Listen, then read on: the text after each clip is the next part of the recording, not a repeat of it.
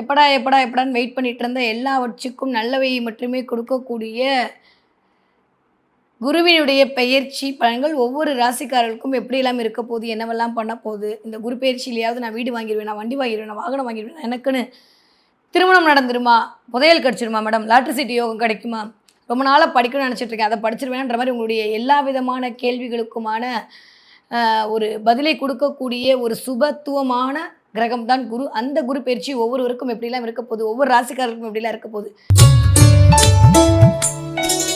தனுசு ராசிக்காரர்களுக்கு இந்த குரு பயிற்சி எப்படி இருக்க போகுது? 7ஆம் இடத்துல குரு சமசப்தமா பார்வையா பார்த்து ஜாலியோ ஜில்கானாவோ பண்ணி விட்டாரு. கல்யாணம், குழந்தை, வீடு, மனை எல்லாம் தனுசு ராசிக்காரங்க கிடைச்சது. நிறைய பேருக்கு இந்த வாழ்நாள் பிரச்சனைலாம் சரியா போச்சு.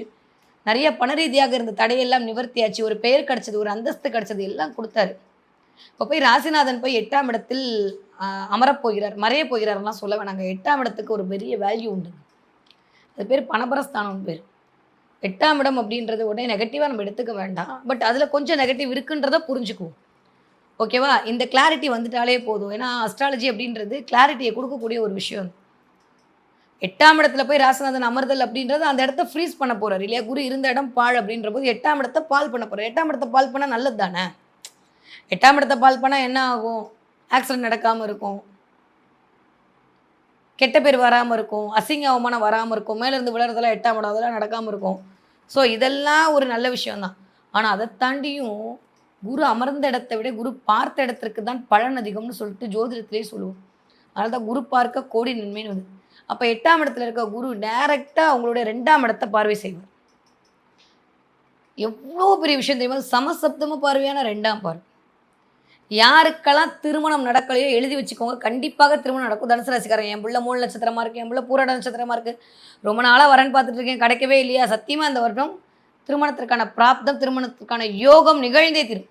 இல்லைங்க ஏதோ ஒரு பிரச்சனை, மிஸ் அண்டர்ஸ்டாண்டிங் உட்காந்துட்டே இருக்கும். 2ஆம் திருமணம் நடக்குமா? எஸ், அஃப்கோர்ஸ், கண்டிப்பாக நடக்கும். 8ஆம் இடத்துல உட்காரும் போது 2ஆம் இடத்துக்கான திருமண வாழ்க்கை வரும். ஏன்னா 2ஆம் இடத்துக்கான திருமணமே 11ஆம் இடம் தான். நிறைய இருக்குது திருமண காண்டம்லாம் எடுத்தோன்னா அது போயிட்டே இருக்கும்.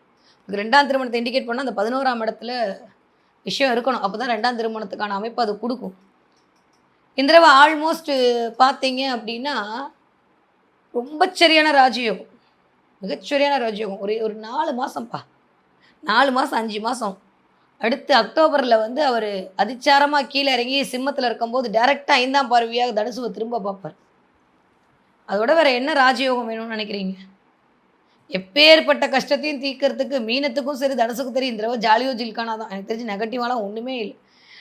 நினச்சபடி நடக்க போகுது. என்ன ஆரோக்கியத்தில் அக்கறையாக இருக்கணும், அடுத்தவங்ககிட்ட கொடுக்கக்கூடிய கமிட்மெண்ட்டில் கவனமாக இருக்கணும், வண்டி வாகனத்தில் விபத்து வராமல் போயிட்டு வரணும், தேவையில்லாத வீண் பழிக்கு ஆளாகக்கூடிய ஏதாவது ஒரு நிலை ஏற்படலாம், அதை கொஞ்சம் கவனமாக இருக்கணும்.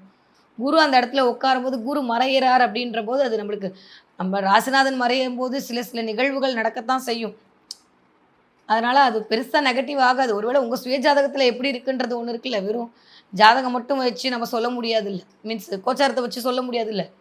உங்களுக்கு அந்த குரு எத்தனாம் இடமா வராரு, உங்களுக்கு லக்னத்துலேருந்து குரு எங்கே உட்காந்துருக்காரு, அந்த குருவை இந்த கோச்சார குரு எப்படி பார்க்குறாரு, இதெல்லாம் பொறுத்து தான் நெகட்டிவ்ன்றது வரப்போகுது. ஆனால் அப்படி கூட நெகட்டிவ் வராமல் இருக்கிறதுக்கு நிறைய விஷயங்கள் இருக்குது. 2ஆம் இடத்துக்கு குரு பார்வை, எகைன் 4ஆம் இடத்திற்கு குரு பார்வை. 4ஆம் இடம் தான் சுகம் சார்ந்த விஷயம், சுயம் சார்ந்த விஷயம், நிறைய உடைமை சார்ந்த விஷயம், வடிப்பு, உங்களை ப்ரூவ் பண்ணக்கூடிய இடம், செல்ஃப் கான்ஃபிடென்ட் எல்லாம் 4ஆம் இடம். அந்த இடத்துல சனி உட்காந்து, இது பேர் அர்த்த அஷ்டம சனின்னு பேர்.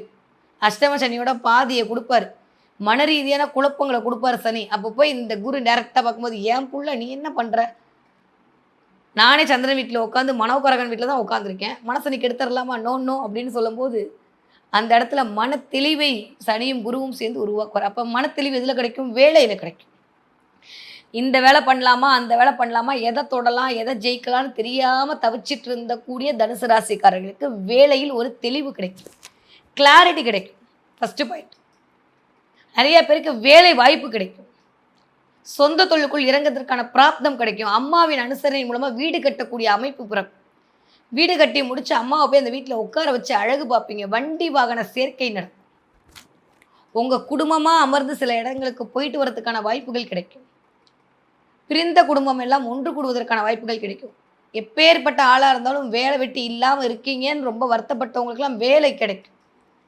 30 வயசாச்சுங்க, 32 வயசாச்சுங்க, கல்யாணமே நடக்கலை அப்படின்னு சொல்லக்கூடிய தனுசு ராசிக்காரர்களுக்கு திருமண பிராப்தம் முதல் விஷயம் அதுதான். குழந்தை பேரு, திருமண பிராப்தம், கல்வி தடை. 4ஆம் இடம் தான் வந்து இருக்கும்போது சனி கல்வியில் தடை பண்ணியிருப்பார். அந்த கல்வி தடை நிவர்த்தி ஆகும். நான் ஃபாரின் போய் படிக்கணும்னு நினைக்கிறேன், எனக்கு விசா கிடைக்கல, எனக்கு இது கிடைக்கல, அது கிடைக்கலன்னு சொல்கிறவங்களுக்குலாம் ஆஃப்டர் செப்டம்பருக்கு மேலே அந்த கல்வி தடை நிவர்த்தி ஆகும். அடுத்து அப்படியே 8ஆம் இடத்துல இருக்கக்கூடிய குரு 9ஆம் இடத்துக்கு வந்து தனுசுக்கு அமருவார். அதுவும் சிவராஜ யோகத்தில் அமருவார். பாக்கியமான குரு வந்து உட்காந்து 5ஆம் பார்வையாக கடாட்ச பார்வையை தனுசை பார்ப்பார். இவர் என்ன வேணும்? அக்டோபர் மாதத்துக்கு மேலே மழை தான், அடமழை தான் தனுசு ராசிக்காரர்களுக்கு. இருந்தாலும் இந்த முதல் ஒரு 4 எகைன் திரும்ப ஒரு வக்ரமாகி போகிறாரு. இந்த கான்செப்ட்லாம் வச்சு பார்க்கும்போது ஒரு 3 மாதம் ஓகே, மற்ற மாதங்கள் கொஞ்சம் கவனமாக இருக்க வேண்டிய காலகட்டமாக இருக்குது தனுசு. ஆரோக்கியத்தில் கவனம் தேவை. இந்த 4ஆம் இடம் வந்து சுகஸ்தானம் இல்லையா, அங்கே போய் சனி உட்காந்துருக்காரு. குரு பார்க்க தான் போகிறாரு. இருந்தாலுமே சனி தன்னுடைய விஷயத்தை திரும்ப சனியும் வக்ரகதியில் கீழே வரப்பார். எங்கள் 3ஆம் இடத்துக்கு வருவார். இப்போ முயற்சியில் ஏதோ ஒரு மைனஸை கொடுத்துட்டே இருப்பார். ஷோல்டர் பெயின், இடுப்பு வலி, தலைவலி, தொண்டை வலி இதெல்லாம் க்ரியேட் பண்ணுவார். உங்களை ப்ரூவ் பண்ணுமேன்றதுக்காகவே ஓட வைப்பார் குரு. குரு பார்வை என்ன பண்ணால் உடனே கொடுக்காதுங்க கோடி கோடியாக. உங்களை இயக்கும். இந்த விஷயத்தெல்லாம் உங்களை இயக்கும். இந்த தடவை ஜெயிச்சே ஆகணுன்ற வெறிய தனுசுக்கு கொடுக்கும். இத்தனை பேர் முன்னாடி நம்ம ஜெயிக்கணுன்ற ஒரு தன்னம்பிக்கையை கொடுக்கும். ஒரு போட்டி மனப்பான்மையை கொடுக்கும். காசிப் மட்டும் தயவு செஞ்சு பேசிடாதீங்க. 3ஆம் இடத்துக்கு எகைன் சனி அப்படி வக்கரமாகி வரக்கூடிய காலகட்டம். இந்த பக்கம் அவர் போய் 5ஆம் இடத்துல உட்காந்துருப்பார். காசிப் பேசுனீங்கன்னா உங்களுடைய புகழ் பெயர் கெட்டுப்போகும். அதனால் அதில் மட்டும் கொஞ்சம் தனுசு ராசிக்காரங்க கவனமாக இருங்க. மற்றபடி எல்லாம் சூப்பர். கொஞ்சம் வண்டி வாகனில் போகும்போது வித்தை காட்டாமல் இருங்க. இந்த 8ஆம் இடத்துல இருக்கக்கூடிய சனி கொஞ்சம் தேவையில்லாமல், ஒருவேளை உங்களுக்கு தசா புத்தி ஒழுங்காக நடக்கலை, இல்லை குரு எங்கேயாவது உங்கள் ஜாதகத்தில் வக்ரம் அப்படின்னு போட்டிருந்ததுன்னா அக்டோபர் மாதத்துலேருந்து டிசம்பர் மாதம் வரைக்கும் நடக்கக்கூடிய பீரியடு உங்களுக்கு சாதகம். ஏன் அதுக்கப்புறமா ஒரு வக்ரமாக தான் இருக்க போகிறாரு. டிசம்பர் மாதம் மேலே வக்ரகதியில் போகும்போது சாதகம். ஒருவேளை அப்படி இல்லை அப்படின்னா குரு எங்கேயாவது மறைஞ்சிருக்காரு அப்படின்ற பட்சத்தில், குருவோட பொசிஷன் நல்லா இல்லை, பாவிகரால் பார்க்கப்படுகிற அமைப்பில் இருக்குது அப்படின்னா வீண் கெட்ட பெயர் வருவதற்கான வாய்ப்புகள் இருக்குது. அதனால் அதில் கொஞ்சம் கவனமாக இருக்கும். இப்போ 8ஆம் இடத்துல இருக்கும்போது எதில் நான் கவனமாக இருக்கணும் அப்படின்னா, பெயர் புகழை கெடுத்துக்காமல் இருக்கணும். எனக்கு தான் எல்லாம் தெரியுன்ற மாதிரி பேசாமல் இருக்கணும். பேச்சில் ரொம்ப கவனம், நிதானமாக இருக்கணும். யாருக்கும் ஜாமீன் கையெழுத்து ஷூரிட்டி போடவே கூடாது. தனுசு ராசிக்காரங்க யூஸ்வலி போட மாட்டேங்க. நீங்களாம் ரொம்ப தெளிவு தான், இருந்தாலும் பிளான்ட் உங்களே போட வைக்கும். அதனால் அதில் கொஞ்சம் கவனமாக இருக்கணும். என் ஃப்ரெண்டு தான், என்னோடய இவங்க தான், என் குடும்பம் தான் சொல்லி ஏதாவது ஒரு கையெழுத்து போட்டிங்கன்னா மாட்டிப்பீங்க. டாக்குமெண்ட்டில் ரொம்ப கவனமாக இருக்கணும். வராத கடன், வர வேண்டிய கடன் எல்லாம் வந்து முடிஞ்சிடும். அதில் எந்த பிரச்சனையும் இல்லை. ஒப்புதல்னு சொல்லக்கூடிய இடத்துல எகன் சனி வேற இறங்குவார். 3ஆம் இடத்துக்கு வரும்போது இந்த கையெழுத்தெல்லாம் 3ஆம் இடம் தான். அப்போ அந்த நேரத்தில் கவனமாக இருக்கணும். ஸோ டாக்குமெண்ட் விவகாரத்தில் ரொம்ப பட்ட விவகாரத்தில் ரொம்ப கவனமாக இருக்க வேண்டிய காலகட்டமாக இருக்குது தனுசு ராசிக்காரர்களுக்கு. அதே மாதிரி கொஞ்சம் 8ஆம் இடம் அப்படின்றது ஆயுள் ஸ்தானம்னு பேர். அதனால் அதில் கொஞ்சம் கவனமாக இருக்கணும். நெருப்புனா வாய் வந்துடாது. பட் ஏதோ சொல்ல வேண்டியது என் கடமை, அதனால் சொல்கிறேன். இதில் மட்டும் கவனமாக இருக்குது தனுசு ராசிக்காரங்க. ஓகே, படிக்கிற பிள்ளைங்க எப்படி படிப்பீங்க? சூப்பராக படிப்பீங்க. தனுசு ராசிக்காரங்க பிள்ளைங்க படிக்கிற பிள்ளைங்களை பற்றி கவலையே பட வேண்டாம். திடீர் அதிர்ஷ்டம்லாம் உருவாகும். குரு வந்து உட்காந்து திடீர்னு அதிர்ஷ்டத்தை கொடுப்பாரு. நீங்கள் ஏ தொட்டா ஏ தான் கரெக்டு, பி தொட்டா பி தான் கரெக்டு. அதை பற்றி ஒரி பண்ண வேண்டாம். ஓகே, அதே மாதிரி 20 வயதுலேருந்து 40 இருக்கக்கூடிய தனுசு ராசிக்காரர்கள் திருமண யோகம் இருக்குன்னு நான் சொல்லிட்டேன். வெளியூடு வெளிமாநிலம் போகிறதுக்கான வாய்ப்பெல்லாம் இருக்குது. இப்போ 3ல் இருக்கக்கூடிய ராகு எகைன் திரும்ப 2ல் வந்து உட்காந்து நிறைய தொழில் வரவுகளை, தொழில் விருத்தியை கொடுப்பார். நிறைய நல்லது நடக்க போகுது. ஃபாரினில் போய் இப்போ இருக்கிறது, ஃபாரினில் இருந்தால் இங்கே வர்றது, பிற மொழி பிற மாநிலம் பேசக்கூடிய மக்களிடம் போகிறது, இது எல்லாமே நடக்கும் தனுசுக்கு. அதே மாதிரி 40 வயதுலேருந்து 60 இருக்கக்கூடிய தனுசு ராசிக்காரர்கள் தயவு செஞ்சு உங்களுடைய ஆரோக்கியத்தை பார்த்துக்கோங்க. காசிப் பேசாதீங்க, அடுத்தவங்களை பற்றி புறணி பேசாதீங்க. நான் என்னால் தான் வாழ்ந்தேன் அப்படின்ற வார்த்தையை மட்டும் விடாதீங்க. சனி வச்சு செஞ்சிருவார். ரொம்ப கவனம். இதை மட்டும் பண்ணாமல் இருந்தீங்கன்னா போதும். நிறைய பேருக்கு வீடு, மனை, வண்டி, வாகன, சொத்து சேர்க்கையெல்லாம் இருக்குது.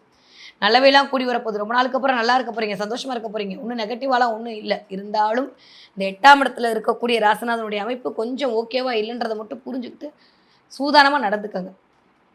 அதுக்கு நான் என்ன மேடம் பண்ணணும் அப்படின்னா, ஒரே ஒரு வழிபாடு தான். ஆலங்குடியில் இருக்கக்கூடிய குரு பகவானை போய் வழிபாடு பண்ணிட்டு வாங்க.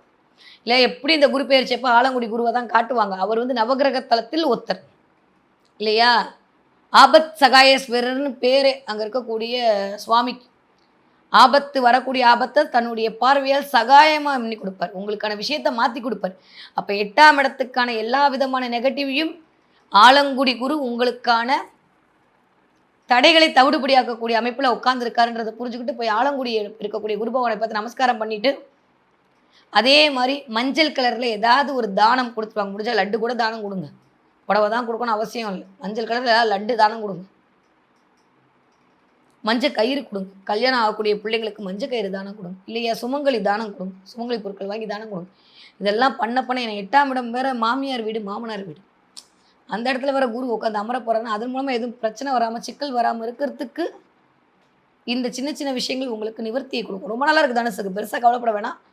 ஆலங்குடியில் இருக்கக்கூடிய குருபவனை விளங்க. அதே மாதிரி கால பைரவர் வழிபாடு மிகச்சரியான ராஜயோகத்தை கொண்டு வந்து கொடுக்கும்.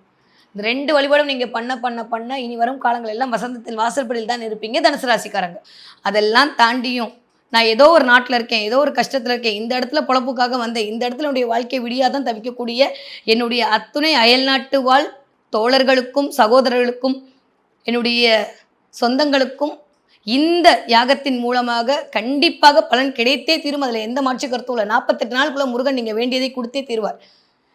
அப்படிப்பட்ட மிகப்பெரிய யாகம் கரெக்டாக அந்த குரு பயிற்சிக்கு முதல் நாள் நடக்க போகுது. எப்படியோ குரு பயிற்சி ஆனது வந்து எல்லாருக்குமே வாழ்க்கை மாறதான் போகுது. மறக்காமல் யாகத்தில் கலந்துக்கோங்க. தேவைப்படுறவங்க கீழே இருக்கக்கூடிய நம்பருக்கு காண்டாக்ட் பண்ணுங்கள்.